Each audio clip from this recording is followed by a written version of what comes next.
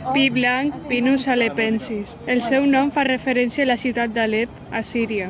En català es diu pi blanc per les branques i l'escorça grisenques. Pot viure en ambients secs gràcies a les seves fulles coriàcies i aciculars, en forma d'agulla, que redueixen al mínim la superfície de pèrdua d'aigua. Els pins, com els altres arbres, són llibres que registren les condicions climàtiques dels anys que han viscut en els seus anells de creixement. Els arbres acompanyen i serven memòria, són mirall i testimoni. Per què no podien ser llibre? Llibre obert, humil mestratge que refà el sentit de lliçons mal apreses.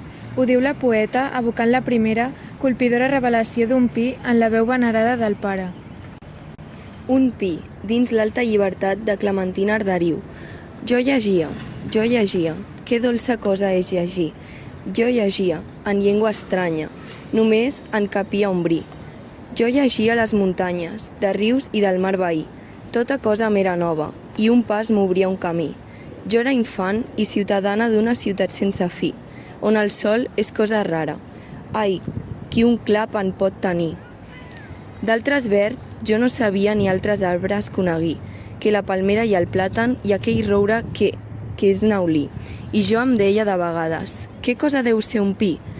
Doncs un dia a la muntanya el meu pare em conduí. A un revolt de la sendera, un arbre em va fer estremir. Pare, mira quin vell arbre. Era alt, retallat i fi. Quin és aquest arbre, pare? I diu mon pare, és un pi. Jo llegia. Que dolça cosa és llegir. I a ciutat jo retornava. I a ciutat jo romanguí i aquelles coses dels llibres que no podia capir ara m'eren totes clares. Clares com les veia allí, dintre la claror tan ampla que embolcallava aquell pi.